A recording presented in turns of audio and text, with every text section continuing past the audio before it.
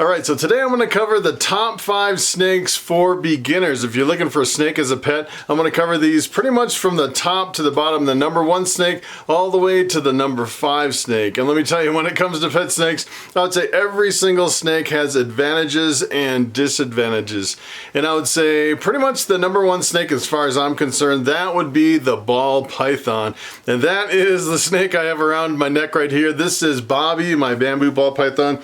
And I would say there's disadvantages and advantages with every single snake, and the disadvantage with ball pythons is that they can be kind of finicky eaters. Sometimes, you know, people start panicking if their snake doesn't eat, especially if they don't eat for months at a time. It can be a little bit nerve-wracking.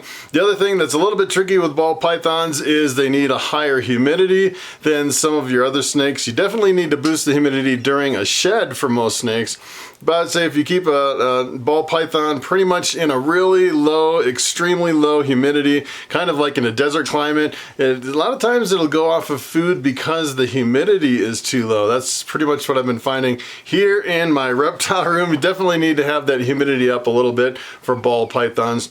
And I would say besides those 2 disadvantages, the number 1 main advantage of ball pythons is that they don't move very much. And let me tell you, if you're a little bit intimidated with snakes, you're a little bit scared maybe, the ball python is the snake that'll really kind of put your fears at ease by not moving that much. You can see this snake just kind of hangs out on my neck, doesn't move a whole lot. As a matter of fact, if I give you a ball python in your hand and you sit there and hold that ball python, a lot of times they won't try to crawl out of your hands. They'll just kind of just sit there and won't do much of anything. And that is really what a beginner is looking for. I've actually handed beginners some of these other snakes and they're like, no, that snake moves too much. Give me a ball python because I need something that really doesn't move and doesn't freak me out. I'd say that's the number 1 advantage of ball pythons.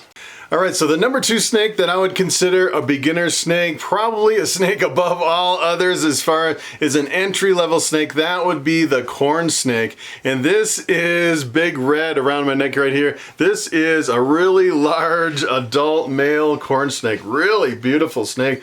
And you can get these snakes pretty inexpensive. They're not very expensive. And I would say they're the ultimate snake. The only problem is they move quite a bit. You can definitely tell on this guy he's moving a lot. And let me tell you, there's advantages and disadvantages. I would say the biggest advantage for this snake is it doesn't need as high of a humidity as a ball python. It's a little more forgiving when it comes to humidity. And the other thing about corn snakes, if I can keep this one on my neck here, it's kind of going all over the place. The other thing with corn snakes is that they are really good eaters. You never really have to worry about if they're going to eat. As a matter of fact, you probably have to worry about feeding your snake too much, as if you're a really heavy feeder, you can make a corn snake extremely obese. Look at how beautiful it is. The other good thing about corn snakes is they come in a lot of different colors and patterns. There's a lot of different morphs for corn snakes. A really awesome entry-level snake. Alright, so the number 3 snake on my list of beginner snakes, that would be king snakes. And I was considering actually doing king snakes as the number 1 position because I absolutely love king snakes. There is nothing like a king snake. The only thing is they get knocked down from the number 1 position because ball pythons really don't move that much. And king snakes are a little bit more squirrely. I think it's a little bit more difficult for a beginner to get into a king snake unless you have a little bit of experience with snakes. And then for the number 2 position, it's almost head-to-head corn snakes and king snakes. And I would say the king snakes win over because they have there's a lot of different subspecies of king snakes.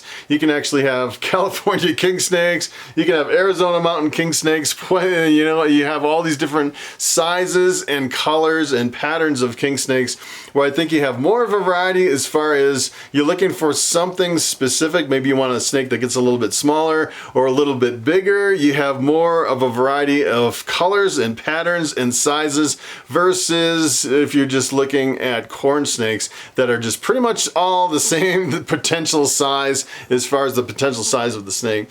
And the other thing is I would say there's not a whole big difference between corn snakes and king snakes, but I would say on average I think that king snakes are a little bit more aggressive as a youngster. If you actually pick up a corn snake and a king snake, kind of like wild young snakes, you know, they're a little bit nippy. I would say the king snake is probably a little bit more nippier than the corn snakes, and they tend to release their musk, their scent, a little bit more than the corn snakes. And I would say the king snakes, as a matter of fact, when I had some as really young snakes, I bought some little tiny hatchlings, and they got to the point where they would like shake their tail and they would bite at me and they would release that musk. It's kind of a little bit more surprising in a small snake. They eventually grow out of it and they both become really nice snakes. But I'd say kind of head to head, they're both really nice snakes in the second and third place as far as the best snakes for beginners.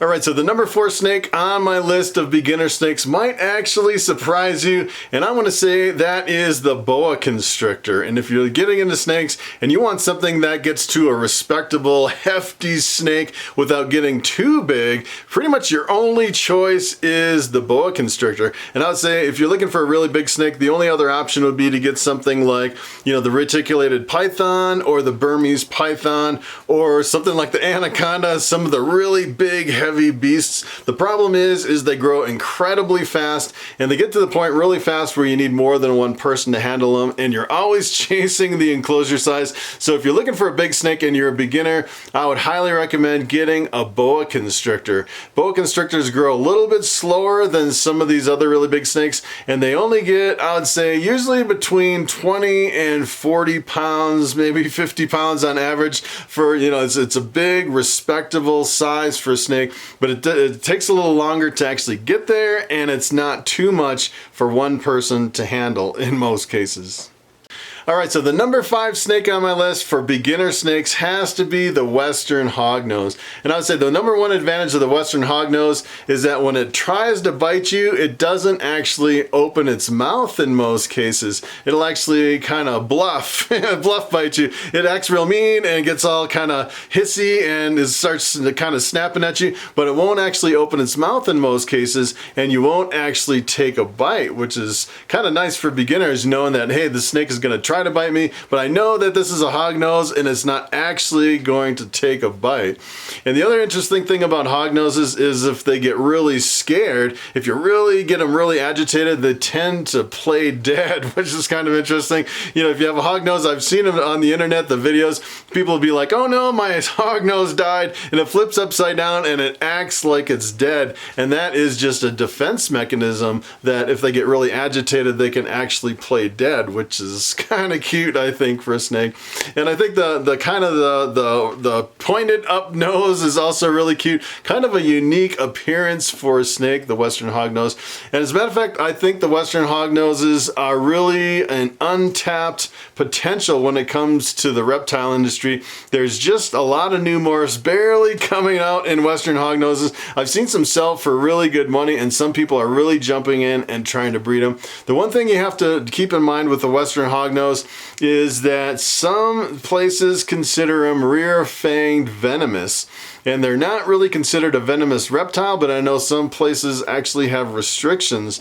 They say the saliva of the hognose is actually mildly toxic. I've seen some people actually take a bite and then their hand swells up a little bit. So that's probably one of the things, you're almost on the edge of between a beginner snake and a venomous snake in that case. So if you're getting a hognose, I would keep in mind that a lot of places actually might have restrictions on rear-fanged venomous, and this might actually fall into that category. All right, so it is time for the question of the day. And Punk Rocka Ball Pythons asks, how often do I get bit? And that is a very good question. As a matter of fact, lately I'd say I probably get bit maybe 5 or 6 times a week. I've been getting bit quite a bit, and it's mainly, I'd say 99% of the time, it is from these ball python hatchlings. And the hatchlings, when they first hatch out of the egg, I usually hatch out about 100 ball python hatchlings, and when they first come out of the egg, they are really mellow so really difficult to get them to bite anything. They don't really feed very well. They're not really aggressive. And then once they get some age on them, they start feeding and eating quite a few rodents. They go into this crazed feeding mode where they'll eat just about anything. And it's pretty much that time when I get bit, when I'm opening up the tub and trying to feed them, or I'm trying to clean and they're just kind of popping their head around, you know, trying to look for something to eat. They kind of get in this crazed mode. And I'd say this is kind of the hardest time because they kind of are like stuck in this crazed feeding mode up until they get to maybe about 600 or 800 grams. When they start getting some weight on them, kind of pushing up against the 1,000-gram wall, and then they really start slowing down. They're not as aggressive feeders. And I'd say, you know, pretty much once they pass that stage, I never really have to worry about getting bit from a ball python. It's just kind of that one little transition they come out of right from after they hatch to where they get to, you know, maybe up against that 1,000-gram wall where they're really aggressive feeders. So that is pretty much it. Thanks for watching, and I will see you next time.